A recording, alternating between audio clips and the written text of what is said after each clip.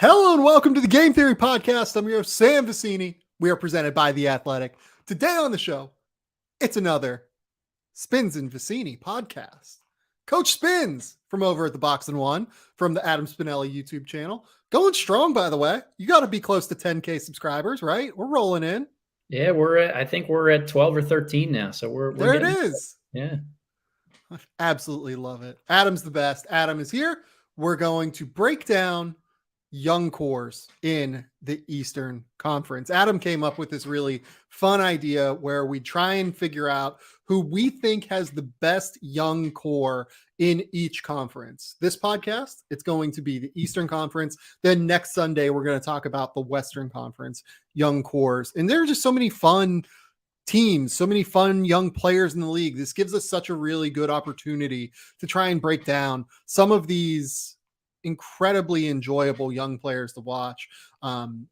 Teams like Orlando, teams like Cleveland, teams like Detroit, situations that frankly, like a lot of other podcasts don't really talk about all that often. I know that Orlando obviously got a little bit of pub with the number one overall pick this year, but it gives us an opportunity to talk about some of these really fun other situations league-wide that I'm excited to chat about. Spins, what about you? I'm thrilled to do it here. I think that for me in particular, just finished year 5 of draft coverage and in doing this really in depth. So all of the guys that are still on rookie contracts right now through every year feel like I've scouted. I've seen them at some point throughout their college days and like following them to the NBA. So it's really the first time to see this come full circle and be okay. Like these guys are NBA veterans now and knocking on that door. Now, what is the team construct really looking like around them? It's going to be a really fascinating discussion. So before we get into that, did you at least have a fun weekend? Did you have a nice time? It's Sunday night. You're getting ready to gear up. You have to start doing school stuff again. Everything's rolling. This is one of your last true summer weekends. Did you have a fun one? Yeah, it was good. The missus and I went to a rooftop bar for a little bit during the day. It was finally, not too hot to be outside, which I don't know if you're familiar with Baltimore summers, but rather humid. So we got a couple good days. We were able to be outside, continuing to set up the house a little bit, dove into some old TV shows that she's seeing for the first time, and I'm enjoying watching with her. So we're having a good time. Yeah, that's fantastic, man. Yesterday was such a good sports day over here. It was so good. We had Leon Edwards come through with the knockout of Kamaru Usman. Let's go. High kick for the win. Oh my God. Just an unbelievable, just the way that he brought that left leg behind the jab. Oh my God. Shout out Leon Edwards. We love Rocky over here on this show. Just a weird UFC card other than that. And really up until that moment in that fight, it was kind of a boring fight, I thought, to be honest. But we're super excited for Leon Rocky Edwards. Also just an unbelievable Australian football day. We had an incredible Carlton versus Collingwood match. That was the last game of the season. It had more people at the Melbourne Cricket Ground than any event since 2019. There's 88,000 people were at this Australian football game because it was a win or get in for Carlton, who hasn't made the playoffs or hasn't made finals in 10 years. And they lost on a last minute kick, basically, after they lost last week on a last minute kick. So they had 2 final minute opportunities to get into finals and failed. What a shame. Feel bad for Carlton. It was just a fun weekend. It was a good weekend. I had a great time. Went to see Nope last night as well. Finally, it was good. Yeah, I liked it a little bit less than Get Out and Us, but even that level of Jordan Peele is just operating at such a higher level than what most other directors are capable of at this point. That it's all I compared it. I wrote on Letterboxd. I compared it to his Signs. People forget that Signs was one of the top 10 biggest movies of the year when M. Night Shyamalan did that back in the early 2000s. And it was this enormous sensation. And when I say that, I don't mean it derogatorily. I mean it as this felt like more of a popcorn movie, more of a fun movie, as opposed to an issues-based film that, Sure. had thriller genre aspects and everything like that. It was really great. I had a really, really great time with Nope. Also saw Bullet Train. Oh, Which, good. Is that good too? I mean, I don't know if I'd call it good. yeah. I had fun for the Yeah. most part. It's not a good movie, but I had fun at the very least. Yeah, what a weird. It was a great weekend. I had a great weekend, Spins. It was very nice to get to hang out with Laura, get to go to these movies, get to watch some sports. It was fun. Okay, let's get into basketball though. I want you to give kind of the spiel here because this was for people who want to know at home. Spins' idea to kind of do this in the off season, break down some of these teams. I want you to kind of break down what are the criteria that we're looking at here whenever we dive into this. You kind of mentioned last 4 draft classes before, but I want to give you the floor to kind of set out the vision here of what we're thinking. Sure. So I think that when we're talking about young, that's always an arbitrary term because different guys come into the draft at different ages. So for me, when I think of young in NBA context, it's just how long have you been in the league? So thinking of guys who were drafted or draft eligible in the last 4 years, which means as a first rounder, you still be on your rookie scale contract. To me, that's the litmus test that we're looking at for young or inexperienced in that term. And talking about young cores, I think we also got to define what a core is. To me, it's the building blocks of a franchise long term, and then the really expected role players are going to fill in the gaps around it. I talk a lot about team building, and for me, it's kind of the 3 pillars type of theory that any team is looking for. It's 3 tentpole franchise guys to acquire and to build around. So a lot of times when you have a collection of young talent, it's putting them into one of those 2, buckets. Are they going to be a franchise pillar that we are able to construct this roster around for the better part of the next decade?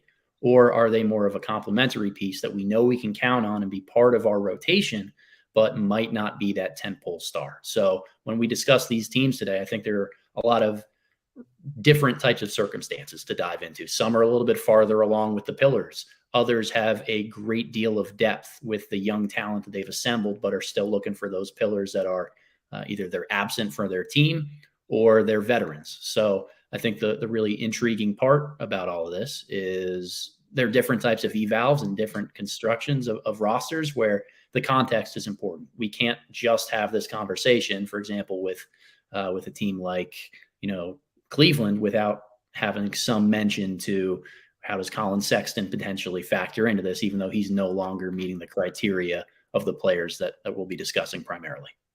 Or Orlando is a great example of this as well, with Jonathan Isaac, with Wendell Carter, young guys that are definitely a part of their core long term, but don't really fit within the criteria of what we're talking about necessarily. Really interesting idea. I love this so much. And I want you to go first. The first team that you listed was the Orlando Magic, and I think it's worth starting with the Magic, if only because they had the number 1 overall pick this year. They have a really interesting group of players to kind of break down just in terms of trying to figure out, like, who are the guys here? Like, where does each player fit into the buckets that you kind of pre-prescribed in terms of, is this a foundational piece? Is this just a guy? Is this X, Y, and Z? Like, there are 2 picks in the 2021 NBA draft, Franz Wagner and Jalen Suggs. Just to take an example, like, these 2 guys kind of flipped, I thought, throughout the course of the year in a pretty substantial way. So, again, I'm just going to give you the floor and give you the opportunity to kind of direct this discussion. And then at the end, maybe we'll try and contextualize it all together with all of these teams and try to, come to maybe not an agreement, but just kind of state where we are in terms of who are the teams that we like the most moving forward here. Yeah, of course. And I think Orlando was only really listed first because they had the first overall pick. Like you said, the newest addition to their roster in this context is, in my opinion, the top guy that was just drafted, Paolo Banchero. When we talk about the 3 pillars, I think it's worth also noting that not each pillar is always going to be built to the same size or strength, right? Like, there are some players that carry a heavier burden than others, even though they can be in your focal point of top 2 or 3 guys. And to me, Orlando hit a home run just by getting a guy like Banchero, because he can be that number one option offensively. I still think that's what you draft for, first and foremost. So when you have the opportunity to add a guy to your roster that does that, take advantage of it. So I loved the Banchero pick there, but that changes the way the other pieces around them kind of fit in and blend together to bring out the best strengths of Paolo's game. So I'm glad you brought up the kind of flip-flopping of, Suggs and Franz and the potential that goes there, because I think Franz works off of Paolo incredibly well, where when they play the 3 and the 4, they're both interchangeable a little bit on the offensive end where they can handle.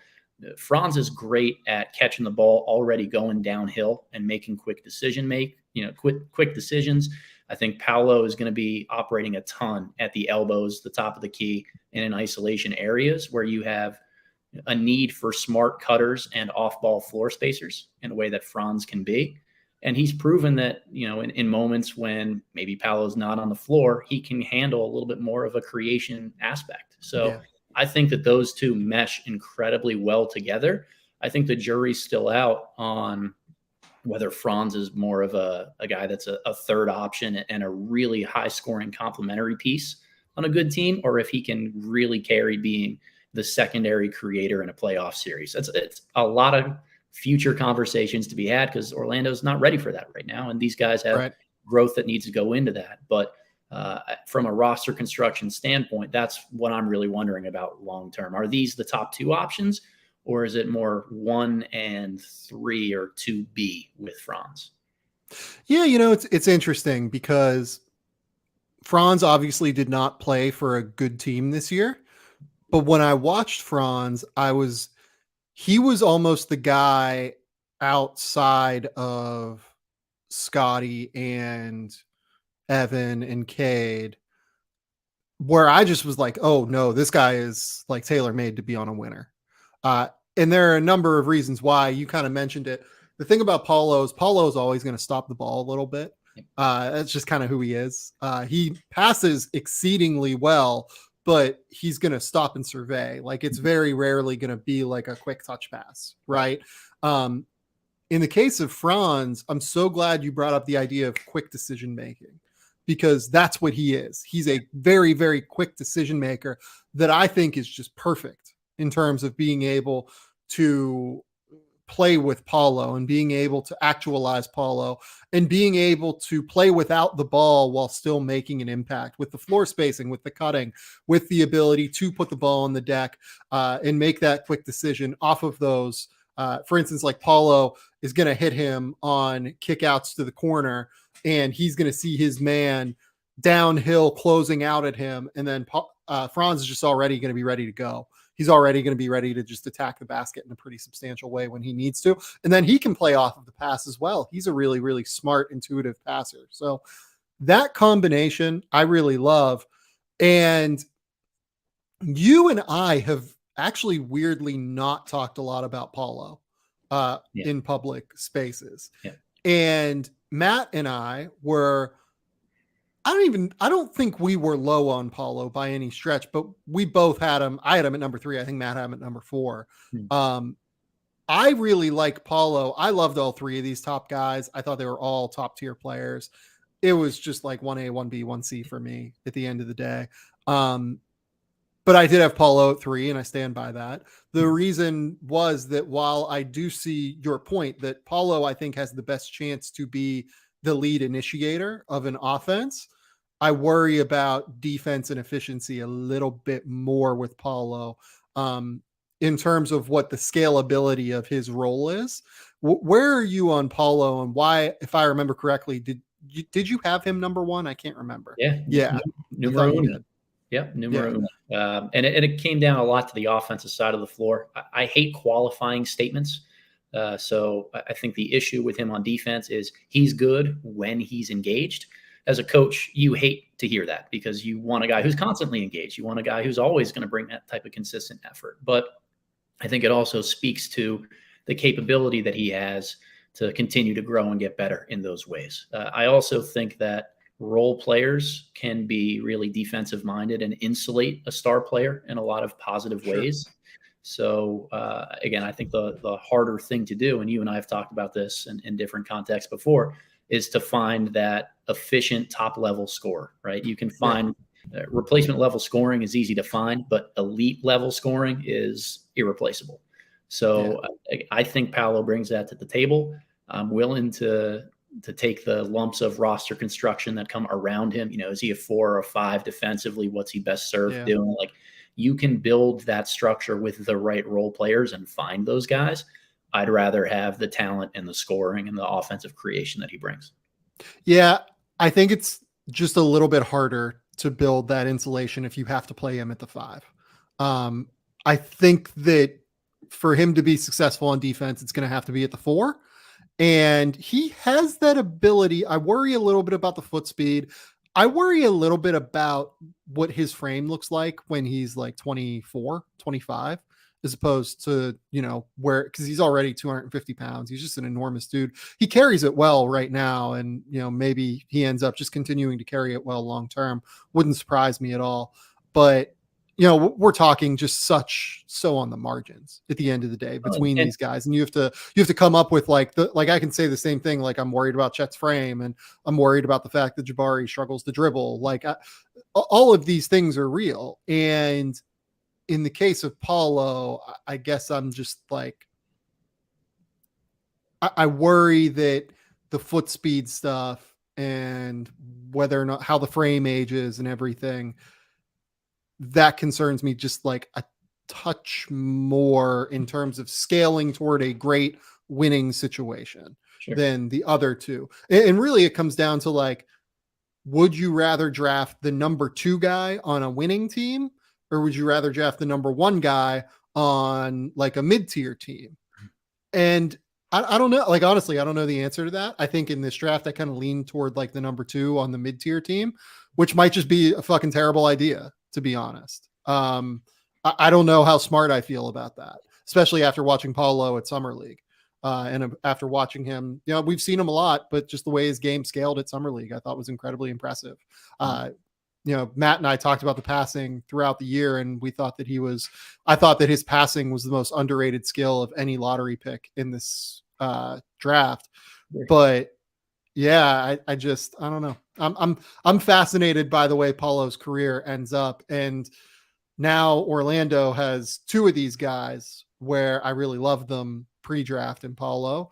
I didn't really love Franz pre-draft. I was just wrong about Franz in every single way. But now we have Jalen Suggs, and I love Jalen pre-draft, and I still like a lot of what Jalen can bring. It's just going to be dependent on the shot. If Jalen Suggs shoots it, I still think he's going to be an all-star. I just have less confidence in the shot than what I did pre-draft. Agree. Yeah. Pre-draft, I was pretty high on the shot, the mechanics, the translatability. I thought that he showed progress throughout his 1 year at Gonzaga of figuring it out, especially when teams went under. Like, there were a lot of teams in the WCC that just blanket went under against them. I think Pepperdine did, Pacific might have for a period of time, and he was able to punish them and be able to play within that. Now that's different to do with NBA line, NBA spacing, NBA length that ends up contesting right around the screen. But the big thing when you add a guy like Paolo, who, as you said, more ball stopper, more heliocentric, ball's got to play through him at, you know, elbows, tops of the keys, short mid post areas. Jalen has to be able to shoot, or at least be an all world defender. Like, those are the 2 ways that he really makes an impact next to somebody like that. I think he's a great pick and roll creator. I haven't seen the Magic really commit to giving him that type of role or leash year 1, which leads me to believe one of 2 things. Either that's not how they envisioned him and don't think he's ready for that type of responsibility, or I was just kind of wrong on a lot of the evaluation side of things. I think the injury your first year in the league really leaves that a lot of a question mark moving forward. And anytime we're going to talk about Suggs, I think we have to talk about the rest of that backcourt fulcrum. You know, Cole Anthony has been pretty good. He's definitely deserving of minutes on an NBA team. I loved RJ Hampton pre-draft. He hasn't necessarily pulled in a ton of minutes and consistency there. He's the 3rd man out in that backcourt rotation, or really 4th when you factor in Markelle Fultz. there are a lot of young guards there to try to develop.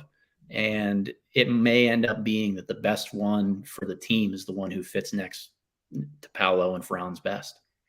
I think that's probably the right take, to be honest.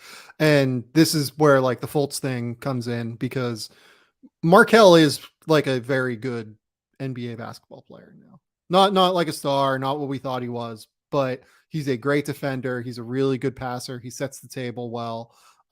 I still am pretty hesitant on the shot long term, mostly because teams don't really care if he shoots. Like I know that the numbers from mid-range particularly are actually kind of okay, but the problem for the Magic in that case is that the reason is that NBA teams just don't really care if he's shooting. Like they kind of just go way under everything because that's still what the book is on him. And they're just like, yeah, fuck it. Like whatever, let him go. Right. Yeah. And how he reacts to that is going to be interesting. Can he develop that shot moving forward? If he can, I'm interested in Markelle for sure. I think Markelle is like definitely a top 30 NBA point guard at this point. Right. And his game is weird. It's funkier than what we envisioned, but he is actually a useful NBA player now. Cole, I'm a little bit less sold on as anything other than a sixth man. Yeah. The efficiency is still a concern, and the physical tools that he has, I think like you can actually see the limitation gears turning when you watch him a little bit, just in terms of the way he finishes around the basket. His 2-point percentage is very low. He has like really become a pretty effective shooter. I know he shot like 34 from 3 last year, but I buy him mostly when he's coming around the screen and, you know, get some space. Like I think he's probably going to knock it down. But defensively, efficiency wise, I think it's just going to be hard for him to live. So I think there is a wide open spot for Jalen Suggs still to be the guy. He is a great defender already. I thought he was like sneaky better than Davion Mitchell this year defensively, even though Mitchell got a lot of the hype because of just the effort that Davion brings to the table. And this isn't to say that Davion isn't a great defender. He absolutely is. It's just that I think Jalen Suggs is a genuinely great defender for a young player. Really good passer. I like the passing that I saw this year. Obviously a great open court player. We'll be able to speed up the game when guys like Paulo and Franz maybe slow it down a little bit more. I'm still in on Jalen Suggs, and that's why I like this core a lot. Like I actually really like the way that Paulo Banchero, Franz Wagner, Jalen Suggs work together. I think I'm probably a little bit lower on all of the RJ Hampton, Chuma Okeke, Caleb Houston group that exists there.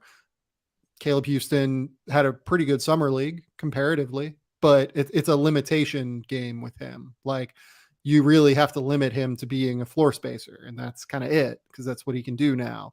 But I like the top 3 quite a bit, and I'm just going to be fascinated to see how they integrate Jonathan Isaac back in with that front court of the future.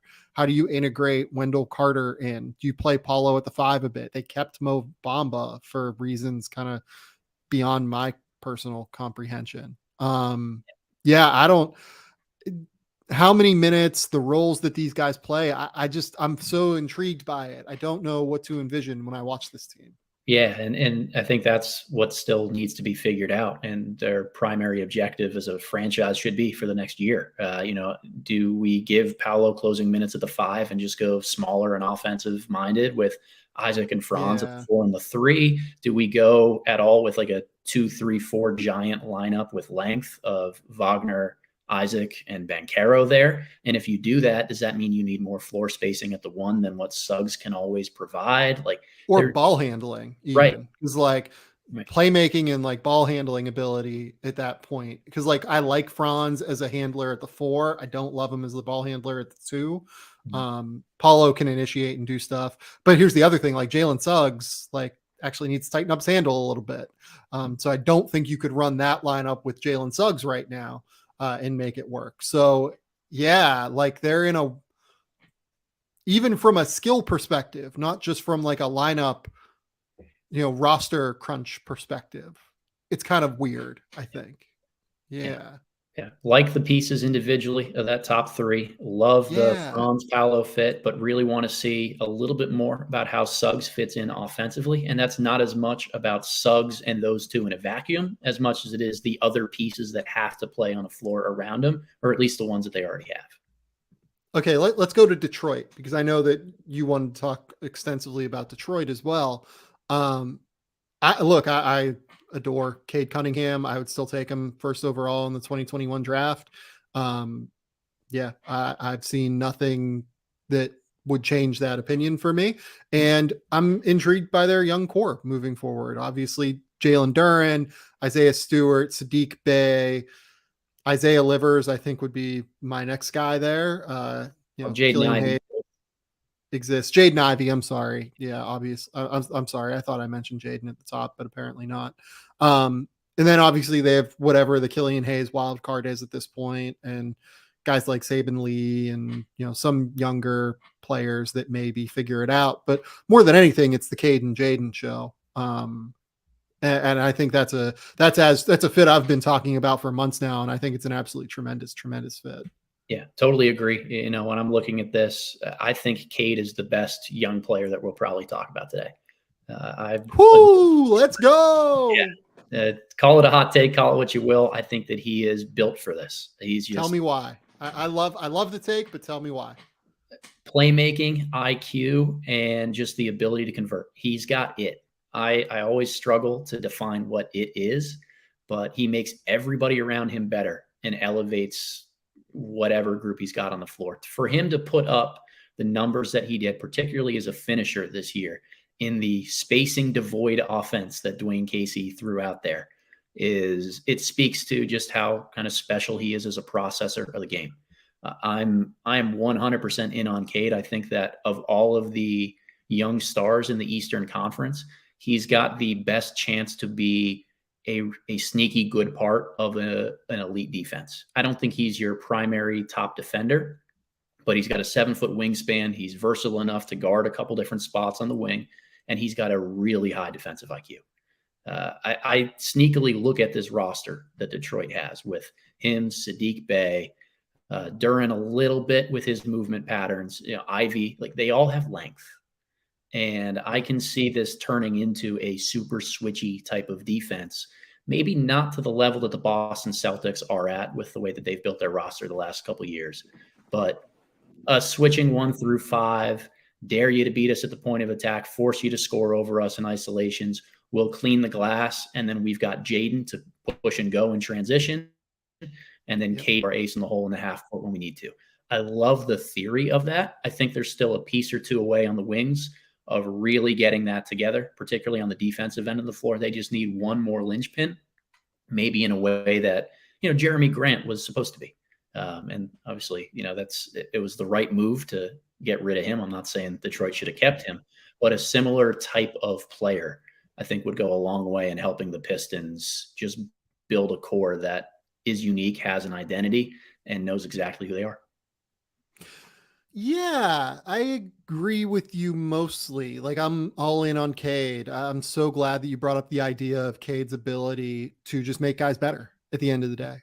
He's the guy that I trust most to turn into an end of game star, to turn into a full game, unselfish player who makes everyone around him fit better. Essentially, you can play him at the point, you can play him off the ball a little bit, which is why I actually really love the idea of pairing him with Jaden Ivey, because those two can both play on the ball. Jaden has proven he can play off the ball at Purdue because that's essentially what his role was.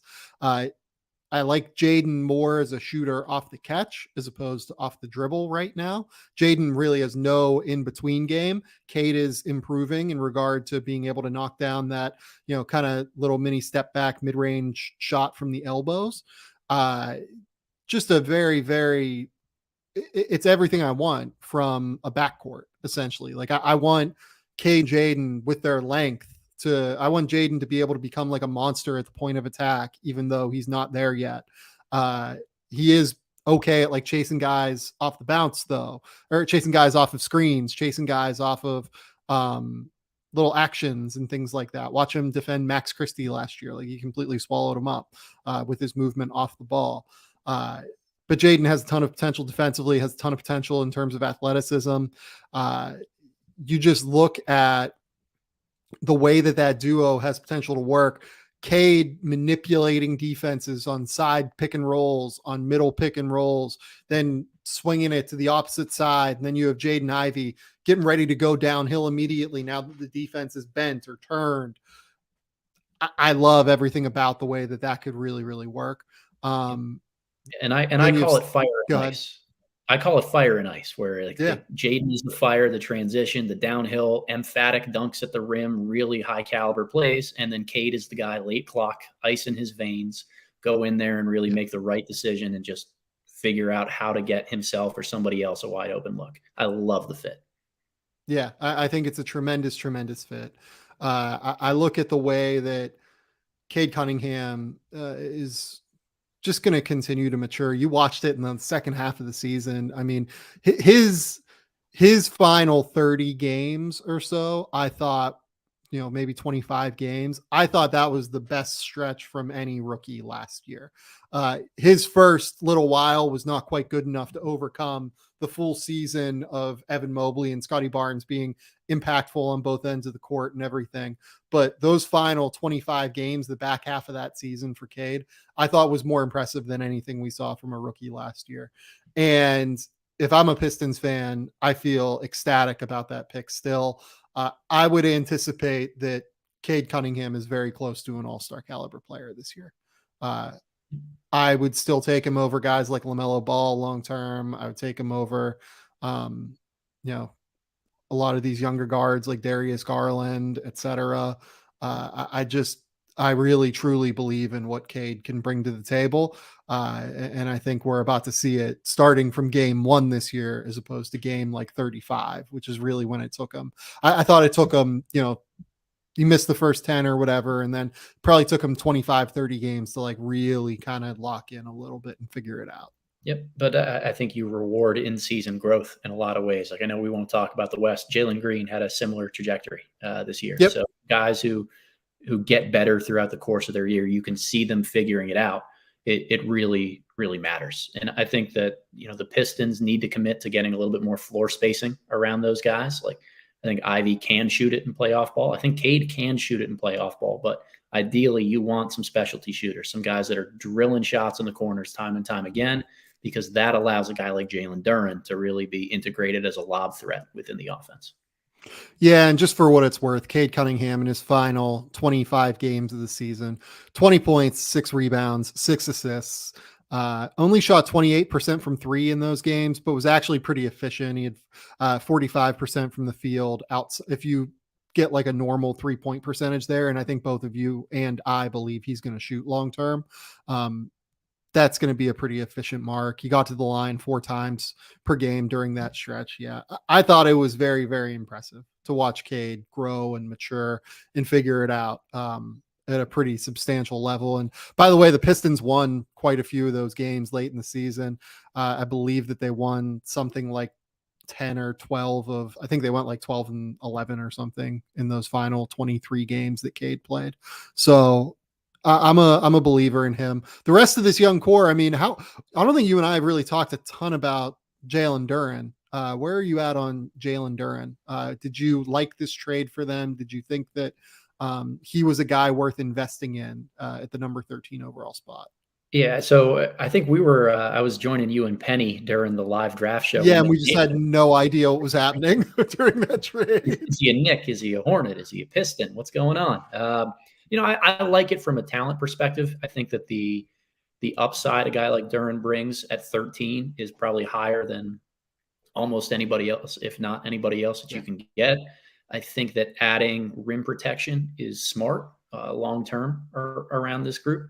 And I think that Cade is best with a really good vertical lob threat. And if there's one thing Duren is going to be good at from day one, it's screening, rolling to the rim, and having an absurd catch radius and soft hands to go up there and really, catch those absurd passes and finish. I like it. I think it fits. As I said, I envision this being more of a switching defense long term. When I looked at Cade and Sadiq and some of the pieces that they had, I think it still can be that, but Duran's not going to be, a really Robert Williams or an Al Horford type of. I feel comfortable with him possession after possession switching if that's what we have to do. Yeah. Yeah. I think he's more of a drop defender. But I think he can be very good at it. And I think he can be a very impactful rim protector. He is going to be an awesome rim runner. The other part of it that's really fun, he's going to be a really good transition athlete to run with Jaden Ivey as well. Yeah, look, I think at 13 and with the pick that they gave up, which I think is actually kind of unlikely to be a very high end lottery pick. Yeah, no, I actually quite liked that for them. I thought it was smart. We haven't talked a ton about Sadiq Bey and Isaiah Stewart. Isaiah Stewart, I like the idea of him. I really think he's going to be an absolutely tremendous third big man in the NBA. And honestly, like probably going to be a top 30 starting center in the league, like that level of player. I don't love him right now with this Pistons core because it's hard because like I love what he brings to the table. Like I love that he's tough. He brings that mindset, which is really great for a young team. He's a really good defender, which is big for this young team. He's learning to shoot, which is big for his long-term growth. Like I just need to see more from the shot because at the end of the day, I actually don't really see him as like a downhill lob threat kind of guy. And if he's not that, I don't know what the offensive role is unless he's like really shooting.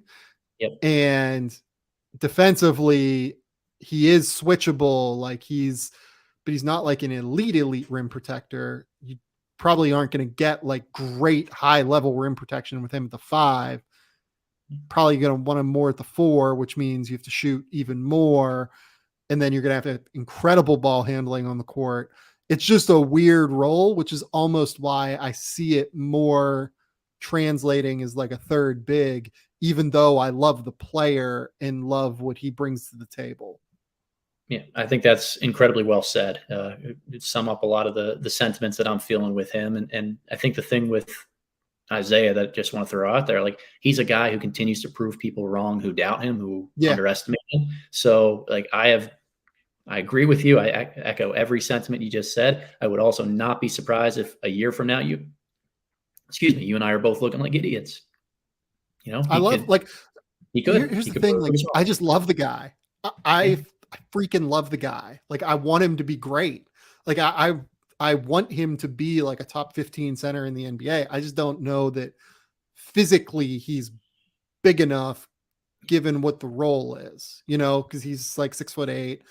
He has great length and he's strong and he's physical, but you have to be an elite rim protector, not like a good rim protector at that. Like if given what his game is, or he's going to have to shoot it, which maybe he will learn to shoot it. Like maybe that will be the great development in his game, is becoming a real high level shooter, but he's not there yet.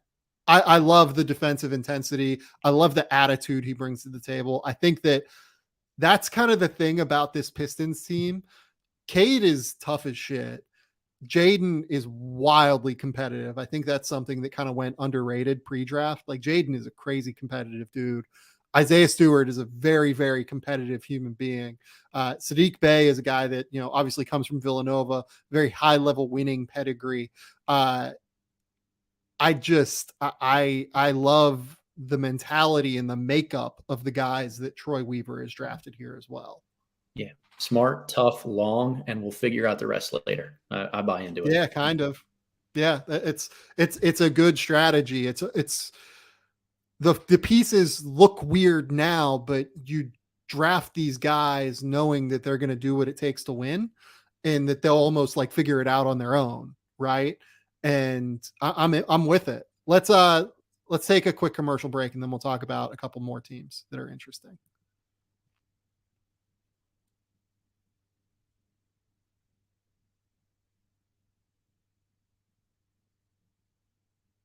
All right, Adam, we have to have a conversation.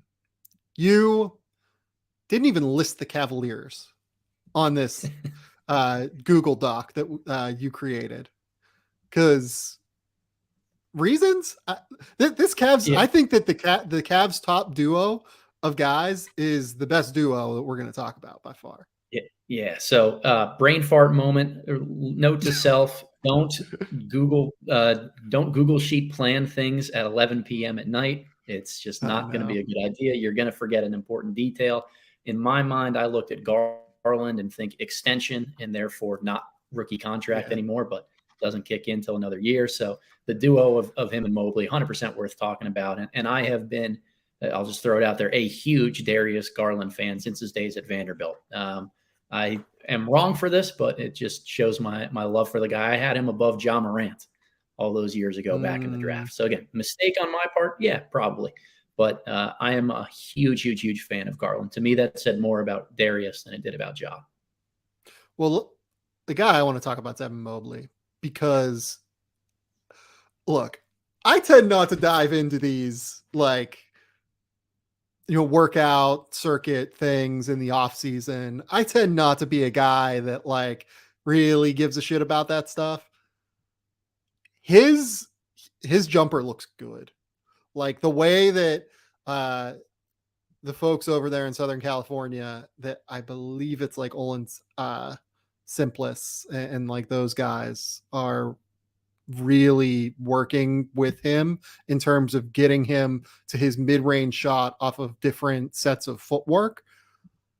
If he can shoot from the mid-range and obviously he can take some ball screens already because he can really handle the ball. He plays with great bend, has just incredible hand-eye coordination for a big, incredible dexterity, great balance, great coordination. If he can get the footwork stuff down and shoot from the mid range and create those shots, that's a top 10 player in the league. That's it's not even a question. He is so good already defensively.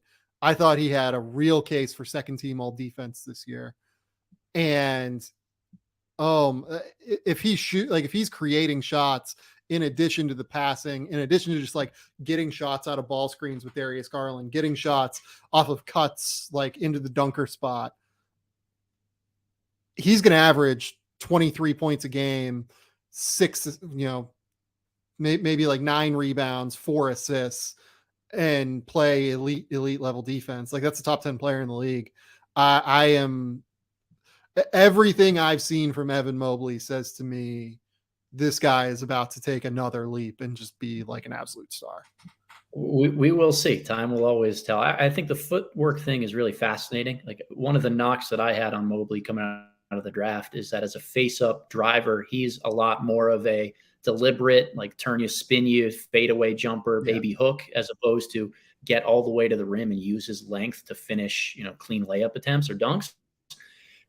Leaning into that and understanding how his body moves and functions and working on different counter moves or whatever his training staff is working with him on may make him even better in that regard, as opposed to trying to, jam a square peg into a round hole and just say, hey, you're going to be a face-up driver. Let's get you working on your separation off the bounce a little bit more. This fits who he is a lot more. I love the pairing of him and Garland because they're both high IQ basketball players that can create on their own. And they're both so good in specific ways off ball. I think Garland's an unbelievable knockdown shooter as a catch and shoot guy. And I think Mobley's a tremendous finisher near the basket on catch and finishes, whether that's standing in the dunk spot or out of the roll. So I'm curious from you though, Sam. I mean, how long do we think a two big lineup in Cleveland is the right course of action for them with Allen and Mobley? And how much do we really say, hey, this guy, as he continues to fill out, get stronger, get better, is going to be such a comparative advantage at the 5 that if we take these two and we just surround them with shooting and maybe one other option that can go get their own, we're going to be unstoppable on the offensive end. And Mobley's so good on defense, we'll be okay there too. Is that something that's coming down the pike, or is the too big thing just, it works? Right now it works, and I'm good with continuing it as it works and continuing to get Evan Mobley maybe some staggered minutes at the 5 off the bench, with bench units, right? Maybe you do some units where it's like you're running a 2-man game with Karis LeVert and Evan Mobley at the 5 as your second unit, right?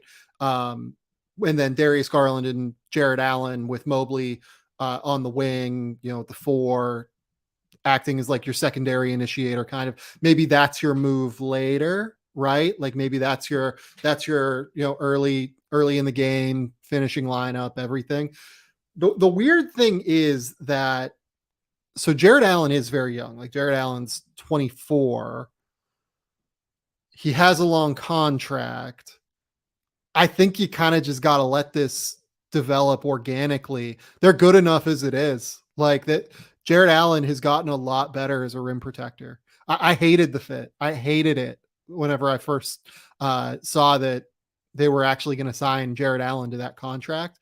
I did not like the idea of pairing him with Evan Mobley, but the more you watch it last year, the more Jared is just such a good rim runner, and he's such a good threat for Garland, who's so good at throwing those lob passes. And Jared is such a good guy for Evan to learn from as like a quarterback of a defense. He's gotten a lot better. I used to think Jared Allen used to get in so much trouble by chasing and or chasing rebounds, but more than that, chasing blocks and like pulling himself out of position.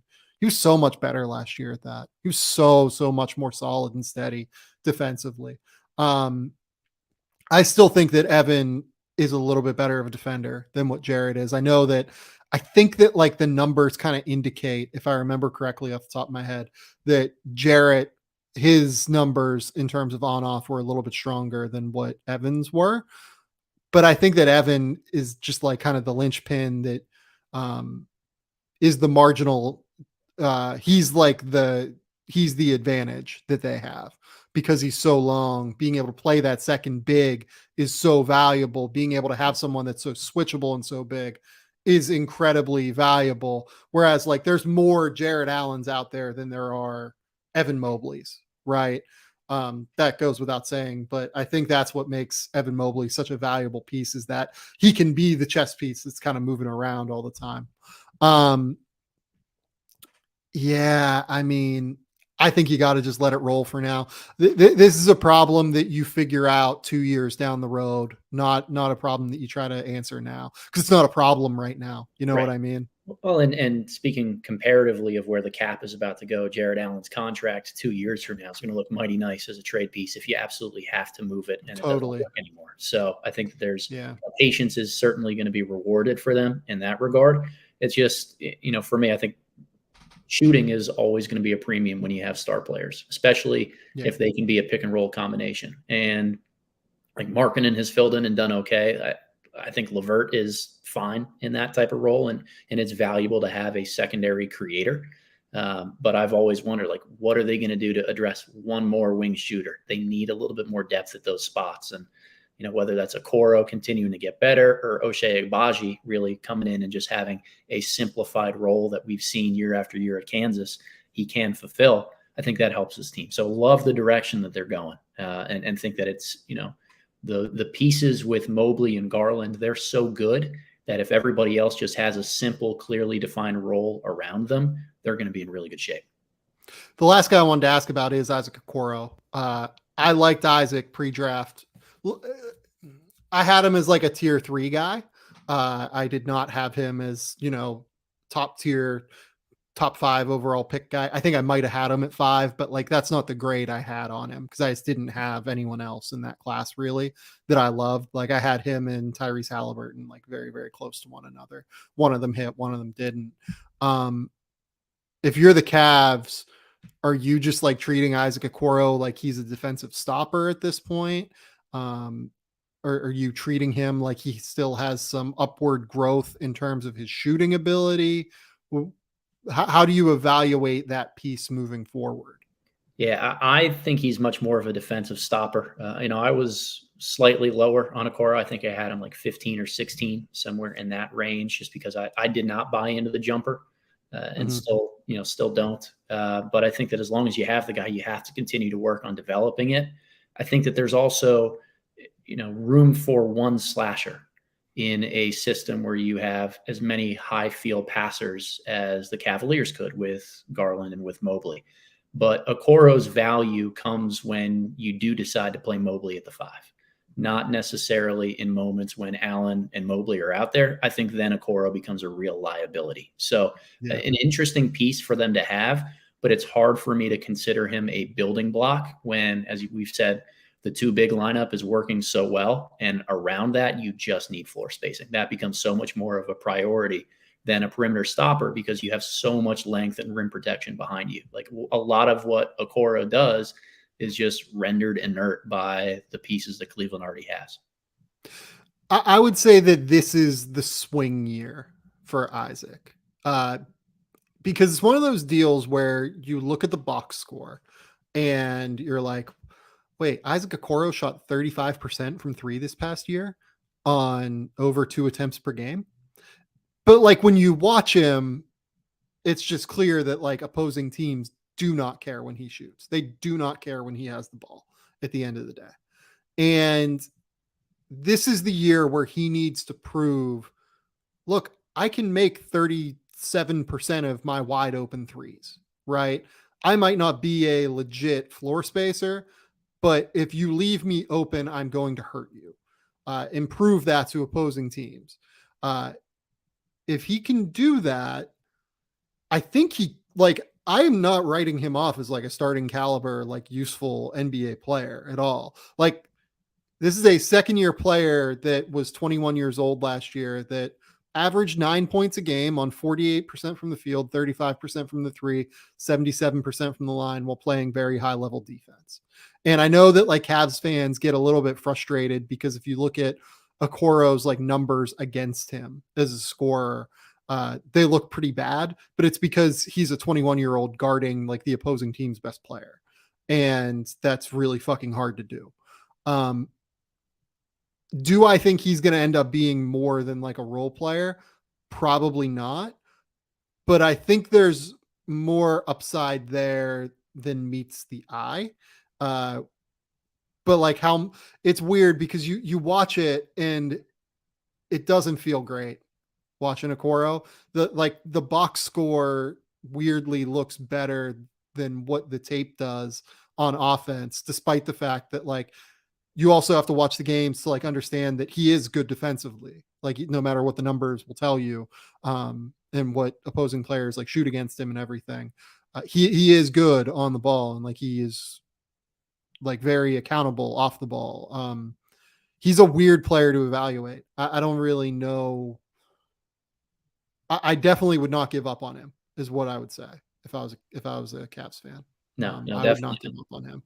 No, and I think the fear is that he turns into in a postseason series like Andre Robertson, where he just gets ignored in a lot of it. It's that strategic chess piece. And again, if Cleveland is going to play 2 bigs, that becomes a really easy piece for an opposing coach to target. Yep. Yeah. And like he is at real risk of being played off the court. But this is a swing year for Isaac Okoro, is what I would say. I have some faith in him still. And again, when you look at the box score, it does not look disastrous. But when you watch it, it doesn't feel great offensively. And I need to see more, basically. But there's enough there that I'm willing to continue to play out the string for sure. Okay, let's move forward. Let's talk about a team that you put pretty high up here, the Indiana Pacers. I've talked quite a bit about the Indiana Pacers this offseason. Did a whole podcast on them with Caitlin Cooper, essentially, because God, do I love Tyrese Halliburton so much. I love him. And I really like Ben Mathurin. I had him higher than most of the other public-facing draft analysts. And I had Chris Duarte. This is like the Chris Duarte podcast. I had him quite high last year, pre-draft. Like, and then like you have guys like Isaiah Jackson and Terry Taylor, and like they drafted Kendall Brown. Like there are some weird, fun little pieces here. Where are you at on the Pacers as they continue to build this strange roster out? Yeah, so super in on Tyrese Halliburton. And I think if there's one thing they've identified as a franchise, and I'm really glad that they've done it, It's when you have a supremely high IQ basketball player that can create with the ball in his hands, surround him with as much shooting as possible. I'm Yep. really, really curious to see how that plays out long term, because I think Mathurin is a fantastic shooter and a guy who's really good off movement and screens. Duarte, the same thing, or like they have Buddy Hield right now to be more of a veteran in that type of role. So a lot of different guys that can then fill that. I think Isaiah Jackson, Jalen Smith, a little bit, like developing pick and pop bigs and jumpers is fascinating to me. I think Isaiah Jackson's going to shoot it at some point in his career and be okay. I think that's going to happen. Like Miles Turner does that right now. Like all of these floor spacers around such a smart, high IQ basketball player turns them into a team that can maybe overachieve earlier on in their development, as opposed to some of these other teams we're talking about who it's about the natural progression, getting all of these pieces to gel and age and mesh together. Like Indiana is more so on that quick fix type of track, which may come in to be a little bit of a downside, because I do think they need one more piece to really turn into somebody really special long term. Or they need Ben Mathurin to be that guy. Right. Like, and Ben has the athleticism to be that guy. He needs to improve as a ball handler, improve his pick and roll ability, but his athleticism mixed with his shot making ability, I think gives him a very high upside. Even if the floor is also pretty high with Ben because of all of that as well. He needs to lock in defensively and like be more accountable and just be a more, just be better on that end. At the end of the day, he was not very good defensively at Arizona. It kind of drove me nuts, to be honest. But I still had him like fifth on my board because the mix of power, athleticism, and strength with shooting is very good for a guy that's 6'6" and has some length, and like you can see the outlines of a guy that becomes like a maybe not quite all-star, but like that, just that level below wing in the NBA. Here's what Tyrese Halliburton does. Tyrese Halliburton fast tracks the development of all of your players. Playing with Tyrese Halliburton is going to make life so much easier for the rest of your guys. And even let's say he doesn't fast track the development of someone, he's going to allow you to identify very quickly if that player is someone worth investing in, because he's always going to put his teammates in the exact position that they want to be placed in and that they're going to hit their utmost success in. The guy that like it just stands out so strongly to me, Terry Taylor's minutes in the back half of the season were awesome. He's really good. He's really good. Playing him is like a combo. He's a big, like you have to call him a big, right? Like he's 6'5", but like you play him in the dunker spot, you play him in like ball screen scenarios. The way that Tyrese Halliburton set him up for success and the way that Terry Taylor thinks the game as well is very simpatico with Tyrese Halliburton. And man, it's like, I don't mean this disrespectfully to Terry Taylor, who I think is like proven himself that he's an NBA player at this point. But you just think of it as like, if he can do that with Terry Taylor, think about what he's going to do with like other guys. Think about how quickly he's going to help you identify if Isaiah Jackson is a real dude, like with that athleticism, with those tools, because Isaiah Jackson, again, like Terry Taylor's brain is his tool, and we shouldn't underestimate that at all. But like some of the physical tools that Isaiah Jackson has, in comparison to someone like Terry Taylor, it's just on a different plane, right? Being 6'10", being a literal pogo stick that can like jump multiple times within a 2-second span and, get to the rim or, get offensive rebounds, things like that. You're going to learn so quickly because of Tyrese Halliburton on your team if Isaiah Jackson can be that guy or not. And if he's not, then Terry Taylor's right there. And Terry Taylor's someone who can average double figures, as he proved late in the season for like for Indiana. Like seriously, Terry Taylor's last 14 games, he averaged 12 points, 5 rebounds, shot 62% from the field just by playing smart minutes. I love everything about Tyrese Halliburton. I want to shout out Terry Taylor here because I don't think anybody watched enough Pacers at the end of the year last year to understand how good he was. But we should also just talk about like the actuality of what Tyrese Halliburton is. I mean, he's just so outstanding in every regard. I'm all in on the Tyrese Halliburton experience. Well, and it's not just that Tyrese makes a guy like Terry Taylor able to play in that role and really succeed. It's that the infrastructure the Pacers have, because they have Miles Turner who can shoot it, because they have specialty wings who can dart off screens and provide really high level floor spacing. Like, that's the lethal part of it. It's not just Tyrese. It's Tyrese with spacing. We were talking about Cade Cunningham and the lack of spacing that Detroit had earlier. Like, if Tyrese is playing in that system, he's still making really, really strong plays. But if he's on the Pistons, Terry Taylor can't be that small pick and roll type of guy because there's too many help defenders ready to chip down on him in the lane. It's about the entirety of the system. And I got to give a quick shout out to Rick Carlisle, who's infamously like not a guy that plays a ton of young guys and doesn't bend his system and likes to have control calling plays. Like, they ran a lot more pick and roll and played through Tyrese at the end of the year. He was able to give those younger guys a little bit of a run. I think that they're going to take that upward trajectory now as a result of that. But I think it also speaks to how special Tyrese is. Yeah, that's what I was going to say. Think about how fucking genius you have to be to let Rick Carlisle like take his hands off the reins. Think about how smart you have to be. That's how smart Tyrese Halliburton is. That's there's no better compliment to a young player than if Rick Carlisle says, "Here you go, go." Yeah. Where are we at on Chris Duarte? I feel like he had the exact rookie season that we thought he would. Averaged 13 points, 43% from the field, 37% from 3, 80% from the line.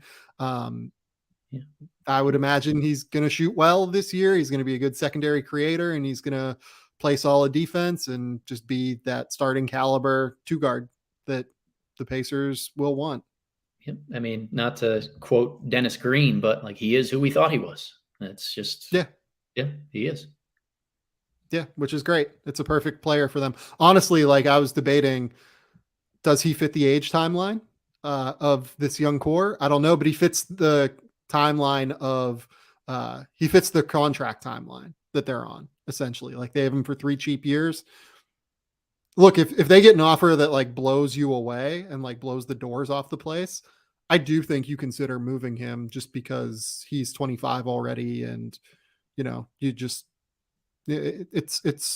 he's younger than all of their guys. Like, he's 5 years older than Ben Mathurin, which is crazy to say. He's, I think, 4 years older than Tyrese Halliburton. And you are going to have to make like very weird decisions here because of his age. But at the end of the day, you have to get bowled over with an offer to move Chris Duarte. And I would not do that yet. Some of these other teams that I wanted to talk about. The Knicks are in a weird place. I love the Knicks' young talent. I almost don't want to focus on the Knicks because I don't know how long that young talent will be playing for the Knicks. Because it seems like where they're going is utilizing that young talent more as trade assets as opposed to utilizing it for like their on-court ability. I loved what I saw late in the year from Obi Toppin. I loved what we saw. I liked what we saw throughout the year from Emmanuel Quickley. I love Quentin Grimes. We've talked about that quite a bit. I've talked about that extensively on this podcast as well. Like, I am fascinated to see where all of this goes moving forward, I guess, with the Knicks. Yeah, I think the Knicks have done a really good job of drafting and identifying talent in the later parts of the first round and the second round, which is kind of the cheat code to giving you these types of trade assets. You haven't struck out at all, and you've actually hit, some doubles, no home runs really, but a lot of doubles there with Quickly, Grimes. I mean, I like Jericho Sims and Deuce McBride a lot too, as guys that can be role players in the NBA. So it's nice for Leon Rose to be sitting on that, cachet of assets. It's just, what do you do with it? And if you keep everybody and no deal really does materialize, like, is this enough to help the Knicks get to the next level? It's a lot of filler pieces, and you've got to really believe in RJ Barrett taking that next step if he's going to be the star. Yeah, we haven't really talked a ton about Barrett. Are you an RJ Barrett guy? I am. Yeah, I am. I think more so the years go by more as a second or third option as opposed to the guy within an offense. Yeah. But I do really like his game. I think it's a lot more well-rounded than he gets credit for. Yeah, he's a really good defender. Yeah. Is improving the shooting. I think it seemed like changed his mentality to really try and get downhill a lot more, try to get to the rim a lot more in the second half of the season. Yeah, look, I really like the young Knicks. It's just, I don't want to take a crazy amount of time on them just because I don't know what this roster is going to look like by the time training camp starts, let alone like in a year when, maybe another star comes available other than Donovan Mitchell. It seems like that's the route that the Knicks are going to go. So I don't know that they're kind of in the same, it's just a different conversation with them, as talented as the young players are with the Knicks, I guess is what I would say. The Charlotte Hornets are interesting as well. They have LaMelo Ball. I really like PJ Washington as a guy that I think is going to make an impact on playoff teams. James Bouknight looks like that could be a mess for the Charlotte Hornets, unfortunately. We'll see. I will also say Mark Williams did not look great at Summer League. Yeah. I have faith that he can figure it out. I think that guys like Mark Williams, with the tools that he has, angles and like intelligence and experience, is so critical for him. Being able to do that and being able to like stay in front of guys and being able to wall off in ball screens, it doesn't surprise me that it was a bit of a struggle early on, I guess is what I would say. Yep. I think that's fair. I think in looking at Charlotte as a whole, like, LaMelo's the key piece, and you want to surround him with shooting. You want to surround him with rim runners and guys that can catch lobs, and then just defensive pieces, because I still think LaMelo needs really good defensive infrastructure around him if the team's going to be really good. What makes me scratch my head a little bit with some of the drafting habits that they've had is, if everybody develops to an as expected level, do you really have room on the same roster for PJ Washington, Mark Williams, JT Thor, and Kai Jones?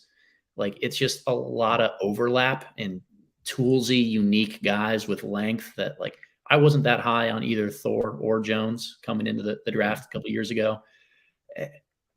I don't know. I mean, it's a lot of overlap in ways where Nick Richards and Vernon Carey in the same draft as well, even though Vernon Carey does not play for them anymore. Yeah, similar kind of situation where they're overlapping their talent a little bit. Yeah. So it's hard to know. Again, is this a core, or is this just LaMelo with continuing to take good players that we think can turn into something, and we'll figure out down the line how they fit and who ends up making it? Yeah, agree.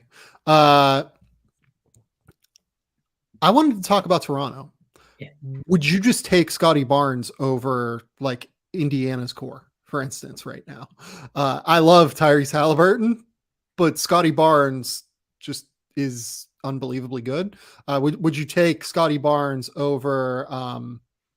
I don't think I would take him over Detroit's core, but like, I probably would take Scotty over like what Charlotte has. I'd probably take him over what New York has, frankly. I think Scotty's just really good. Yeah, don't do this to me. Don't make me answer this question. Oh, it's so hard. Gross, isn't it? Yeah, I love Scotty, and like, the thing that's so different about him is, maybe aside from Mobley, he's the most versatile guy that we'll talk about. He may even be more versatile than Mobley just because of a little bit more what he can do with the ball in his hands offensively. I was a huge Scotty Barnes fan coming out of the draft. I did not foresee him getting this good this quickly. Yeah. And that changes some things. I think it speeds up Toronto's timeline for wanting to surround him with guys that can win now. Not to say that they were on a slow timeline, but it means you can lean into Scotty as being a lot more of a piece on that type of team. I think I would. I'd rather have Scotty than a lot of the pieces that Indiana has. And it's more so because I think you can find veteran shooting. You can find all these different ways to not just be good on the offensive end, but you can legitimately construct an elite defense with Scotty Barnes as one of your linchpins. Yeah, I think you can too. I mean, yeah, Scotty's really good. Scotty's really, really good. And he had such a weird, his scoring season was very strange, just insofar as like he came out like gangbusters shooting and then dropped off a little bit in terms of being able to shoot and knock down shots. And then late in the year, I thought he got it back again. Like he got that mid-range shooting back to the point where you kind of buy him continuing along that trajectory. Because really, when it comes down to a Scotty is how much do you buy the shooting long term? Do you buy him being able to extend it out to 3? Do you buy him being like a 50% mid-range shooter, which is like the best mark in the NBA essentially? Like if he can be that guy. I don't know. I that's like the last guy I want to bet against personally. Yeah. Just in terms of his mentality and aggressiveness and energy. Certainly wouldn't have been the pick that I would have made. I'm well on record with that. But I think I've been pretty clear. And like the part of it that frustrates me is like I've always really liked Scotty, and I think that I was like the only public facing draft person that never dropped him out of the top 10 like throughout his draft year. I loved him. It's just that I liked him a little bit less than Jalen Suggs. And you know, it's a fascinating situation. If you were the Toronto Raptors, how do you make a decision on Scotty? Like, do you move him for Kevin Durant? Like, are you willing to do that? Because if you have Kevin Durant, Pascal Siakam, Fred VanVleet, OG Anunoby, you're probably the NBA title favorite, right? Like that's the title favorite if they get him. Yeah. I have no idea how I answer that one either. I mean, I just because you do it for a year or two. It's what we saw with Kawhi. You do it for a year, maybe 2 or 3. You win a title, and then you're back in a situation where you're looking for the next Scotty Barnes. That's hard. It's hard. It's really hard. Yeah. Decisions that NBA GMs have to make, they're very hard. But yeah. I do know that I would pick Toronto to win the title if that core was Kevin Durant, Fred VanVleet, Pascal Siakam, OG Anunoby. I feel that would be my title pick for sure. And you might not have to offer Scotty yet if you're Toronto, because I don't know if anyone else has offered anything real yet. I don't know. We'll see. I love the idea of Toronto with Kevin Durant, but I love the idea of Toronto with Scotty Barnes too, because Scotty is phenomenal. And like I said, he's so good that we literally just talked about like how much we like those young Indiana players. And I would take Scotty Barnes over all of them combined, I think. Yeah, me too. So, yeah. The last few here, the Washington Wizards just continue to like draft random players and ones that overlap with one another, like Rui Hachimura, Denny Avdia, Corey Kispert. Like those guys are all guys that really have to defend 4s at the end of the day. And by the way, like Corey Kispert had a really underrated back end of the season, really emerged into a guy that is going to be a very high level floor spacer in the NBA. I think people expected him to be ready from game 1.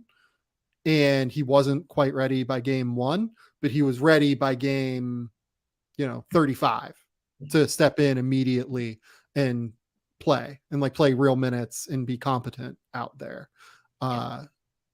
If I'm Washington, I'm not ecstatic with that pick, but like, I'm pretty happy with the Kispert pick. Yep. Yeah. And again, it's not just the overlap of positions and who they guard, but it's that they continually bring in veterans around the young guys that they pick to take away their pathway to minutes. Like, they draft Hachimura and Avdia, and Kyle Kuzma comes to town. This year they go out there, they get Johnny Davis in the draft.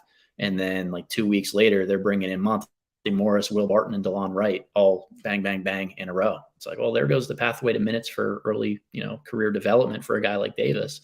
It's hard to judge a young core when you bring in guys and you continually muddy the waters for how do they get minutes. It's just a fascinating situation. Yeah, no, I agree. It's weird. They're a very weird team. Not sure what to do with Washington. Because if I was them, I'd be trying to bottom out, because part of the thing is that they keep ending up at pick between 8 and 12 and having these guys that, well, maybe they're something, maybe they're not.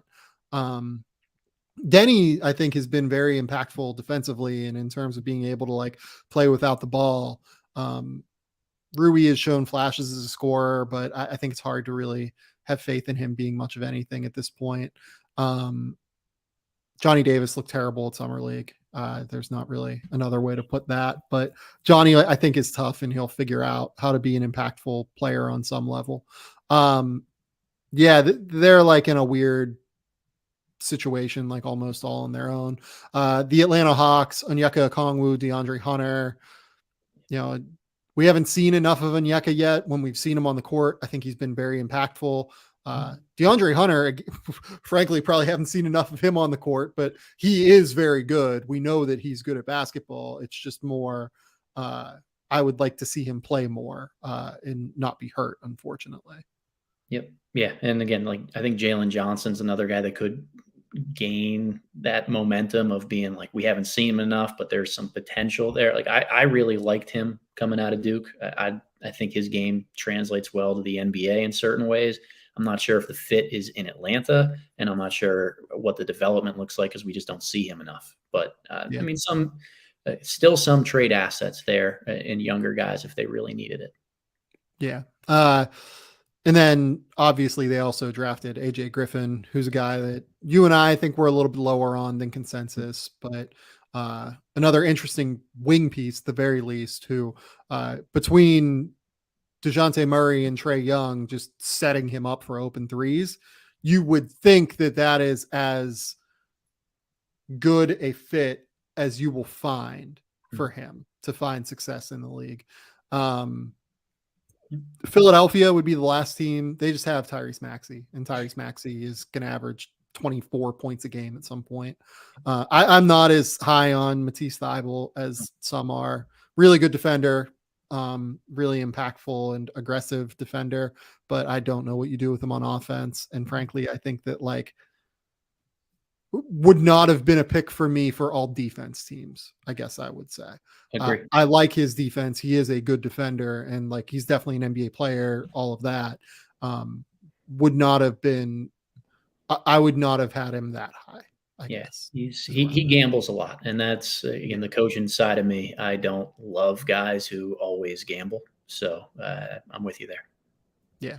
But Tyrese is great and looks like a star long term. Like he actually has kind of changed the Philadelphia 76ers trajectory a little bit because he is so good right now. Yeah, no doubt. And they just have a ton of young guys. Ton of young guys on their roster.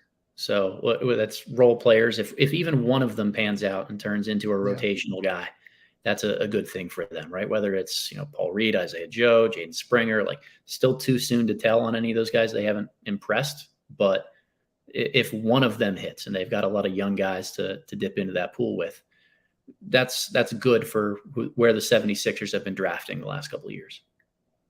Okay. Now we get into the meat of it. Which of these young cores would you take? Which of these young cores would you pick? Would you bet on long term? I am going to bet on the Detroit Pistons if I have to pick one. And it goes back to me believing that of all the players we talked about today, Cade Cunningham will be the best. I love the fit of him and Ivy. I think Duren has the perfect infrastructure for him to, if he just turns into a role player, he can be impactful. But the timeline to fit with guys, if he ever turns into anything more, where that is a monstrous group, I think the Troy Weaver identity of length and IQ and athleticism or size. It fits really well with how the modern game is played. And they have the ability to put together a unique defensive core with two guys that are really good offensive creators in Ivy and Cade. I'm all the way in on Detroit. I dig it. I think they would be number 2 for me. Number 1 for me is Cleveland. Yeah. And I think, to value, as I've done these rookie scale rankings every year, right? And as I've done them more, and as I've talked to more executives league wide, and as I've gone through the process of trying to do this, more and more and more, I default to the guys that like genuinely just shift shift everything, right? The franchise changers, the cornerstones, these guys can be dudes league wide, not just like, oh yeah, like Sadiq Bey is like a really nice starting quality player in the NBA. And for me, Cleveland already has an all-star guy in Darius Garland. He's an all-star point guard last year. And he's not even the best guy that they have. They have 2 of those dudes who are just going to be fucking awesome. And Darius Garland is going to average like 24 points a game, 9 assists. Maybe it's like 26 and 7 assists or something like that at some point. He's so good. He had a historic year as a shooter from deep NBA 3-point range, not just like, 24 feet and in. His range is 30 feet. I think that he had the second best percentage of any player to ever take like 40 of those shots or more, behind Stephen Curry's 2016 MVP season. He's going to keep getting better as a shooter. He's going to keep getting better as a playmaker. He's the son of a former NBA player. I've talked to him before. The way that he thinks about improving his game is special. And he's not even the one. Like Evan Mobley is, I talked about it. Like if he has any shot creation ability, and I think it's coming, that's a special dude. Look, I would take Cade Cunningham over Evan Mobley. I would, because I think Cade is unbelievable and he's the guy. But I wouldn't take Cade and Jaden over Darius and Evan. And it's because Evan Mobley is so special on both ends. I can't remember the last time we saw someone this good defensively entering the league. He's the best defensive player we've seen enter the league since Anthony Davis, probably, right? Yeah, probably Davis. I mean, if we want to go back further, what, you could go back further. Yeah, it might be Duncan. Yeah.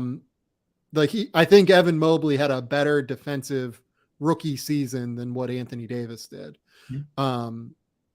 You really can go back to Tim Duncan being that good. That's how special Evan Mobley is. And if you're like me and you think that the shot creation stuff is coming, he already has the passing ability. He has the ability to handle the ball.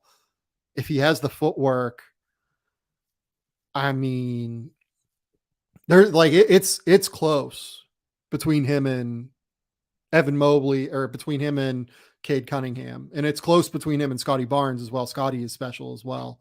But I think I would rank these young cores: Cleveland 1, Detroit 2, probably Orlando 3. And I think that's where I would be on it. Where would you rank the other ones? I would have Cleveland 2, Orlando 3, and Scotty Barnes 4. Yeah. I think that's what I would rank it as well. I think that's where I'm at. And that's a statement on how good Scotty Barnes is. The fact that like, he's really I like Malachi Flynn. I liked him pre-draft, but he hasn't been anything yet. Like I liked, Justin Champagnie and what we saw this year, but at the end of the day, it's Scotty. Like, Precious is intriguing. Like, there's Precious looks great. Yeah. But it's Scotty, no doubt. Yeah. Precious is really good. We should have mentioned Precious a little bit more in the Toronto side. Like the fact that he is as good as he is defensively, he can play the 5, and then there's like some latent shooting ability there.